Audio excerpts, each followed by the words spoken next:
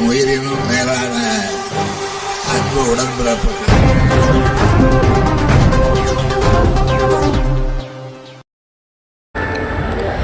இந்தியாவிலேயே முதன்முதலாக ஆதிதிராவிட மக்களுக்கு கான்கிரீட் வீடு கட்டும் திட்டத்தை கொண்டு வந்தவர் கலைஞர் என அமைச்சர் சக்கரபாணி பெருமிதம் தெரிவித்தார். பழனி அருகே தொப்பம்பட்டியில் கலைஞரின் கனவு இல்லம் மற்றும் ஊரக வீடுகள் பழுதுபார்த்தல் திட்ட பயனாளிகளுக்கு வேலை உத்தரவுகள் வழங்கும் விழா ஒன்றிய செயலாளர் பொன்ராஜ் தலைமையில் நடைபெற்றது. இதில் கலந்து கொண்டு பேசிய உணவு மற்றும் உணவுப் பொருள் வழங்கல் துறை அமைச்சர் சக்கரபாணி, அமரப்பூண்டி, தொப்பம்பட்டி, பொருளூர், கள்ளிமந்தயம் உள்ளிட்ட 20க்கும் மேற்பட்ட ஊராட்சிகளில் 550 பயனாளிகளுக்கு 17 கோடியிலான வேலை உத்தரவுகளை வழங்கி சிறப்புரையாற்றினார். 1972ஆம் ஆண்டு தலைவர் கலைஞர்தான் இந்தியாவிலேயே முதன்முதலாக ஆதிதிராவிட மக்களுக்கு கான்கிரீட் வீடு கட்டும் திட்டத்தை துவக்கி வைத்தார் என்றும், இதை பின்பற்றிதான் இந்தியா முழுவதும் இத்திட்டத்தை அப்போதைய பிரதமர் இந்திரா காந்தி கொண்டு வந்தார் என அமைச்சர் சக்கரபாணி தெரிவித்தார். மேலும் கலைஞரின் கனவு இல்ல திட்டத்தின் கீழ் வீடு கட்டும் பயனாளிகளுக்கு கட்டுமான பொருட்கள் சலுகை விலையில் வழங்கிட ஏற்பாடுகள் செய்துள்ளதாக கூறினார். நிகழ்ச்சியில் முன்னாள் ஊராட்சி ஒன்றிய தலைவர் சத்யபுவனா, ஒன்றிய செயலாளர் சுப்பிரமணி, மாவட்ட கவுன்சிலர் கிருஷ்ணன் உள்ளிட்டோர் பலர் கலந்து கொண்டனர். கரியாம்பட்டி பகுதியைச் சேர்ந்த சினேகா அவர்களுக்கு வழங்கப்படுகிறது. அக்கரப்பட்டி விக்னேஸ்வரன் அவர்களுக்கு வழங்கப்படுகிறது. அப்பளம் பஞ்சாயத்து பகுதியைச் சேர்ந்த தனலட்சுமி அவர்களுக்கு வழங்கப்படுகிறது. அப்பியம்பட்டி பகுதி தமிழரசி அவர்களுக்கு வழங்கப்படுகிறது. அப்பிபாளையம் பஞ்சாயத்தை சேர்ந்த ரவி அவர்களுக்கு வழங்கப்படுகிறது. கூடுவார்பட்டி பகுதியைச் சேர்ந்த சாமிக்கட்டு பயனாளிகளுக்கு வழங்கப்படுகிறது பணியாளை. கோட்டப்பறை பகுதியைச் சேர்ந்த சோபியா அவர்களுக்கு வழங்கப்படுகிறது. மஞ்சநாயக்கப்பட்டி பகுதியைச் சேர்ந்த கந்தராஜா அவர்களுக்கு வழங்கப்படுகிறது. மானூர் பகுதியில் நல்லசாமி அவர்களுக்கு பணியாளை வழங்கப்படுகிறது.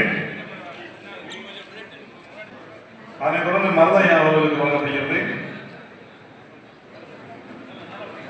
அதனைத் தொடர்ந்து அம்பிகா, அதனைத் தொடர்ந்து செல்வி அவர்களுக்கு வழங்கப்படுகிறது. அதே மாதிரி மகளிர் சிறுகுழு நீங்க உறுப்பினராக 50,000 5 லட்சம் ரூபாய் கடன் கொடுக்குறோம்.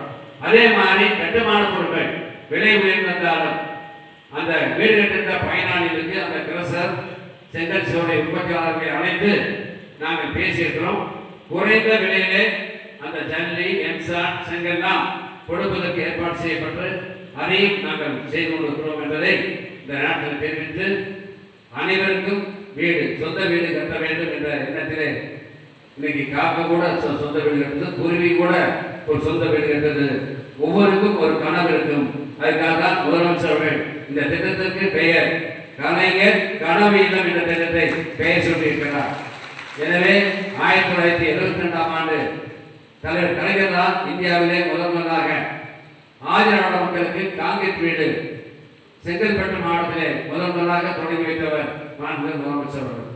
அன்றைக்கு துணை பிரதமராக இருந்த மரியாதைக்குரிய மாண்புமிகு ஜெயச்சந்திரன் அவர்கள் அந்த வீடு கட்டுகின்ற பணியை முடித்து திறந்து வைத்துவிட்டு பேசிவிட்டு சென்றார். இந்தியாவில் எங்கேயுமே இல்லை ஆதிதிராவிட மக்களுக்கு. ஆனால் தமிழ்நாட்டில் தான் இந்த மாதிரியான திட்டத்தை, கான்கிரீட் வீடு திட்டத்தை முதன்முதலாக தமிழ்நாட்டிலே இந்தியாவிலே முதன்முதலாக அறிமுகப்படுத்தியவர் தலைவர் கலைஞர். அதே மாதிரி குடிசை மாற்று வாரியம் பேரிங் அண்ணா சொன்னார், ஏழை சிரிப்பிலே இறைவனை காண்போம் சொன்னார். அதனால்தான் ஏழை மக்களுக்கு இந்த அரசு கலைஞர் 67ஆம் ஆண்டு அண்ணா முதலமைச்சரான, ஆனால் இடையிலே அவருக்கு நோய்வாய்ப்பட்டு இருந்த காலத்தால் கலைஞர் 69 முதலமைச்சராகினார். 71 முதலமைச்சர், 5 முறை தமிழ்நாட்டினுடைய முதலமைச்சராக 89, 96, 2006 5 முறை தமிழ்நாட்டினுடைய முதலமைச்சராக இருந்தார். முதன்முதலாக கான்கிரீட் வீடு கட்டியது தமிழ்நாட்டில் தான்.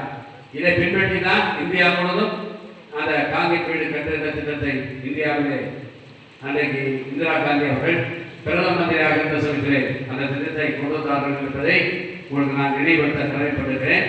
என் உயிரினும் மேலான அன்பு உடன்பிறப்புகள்.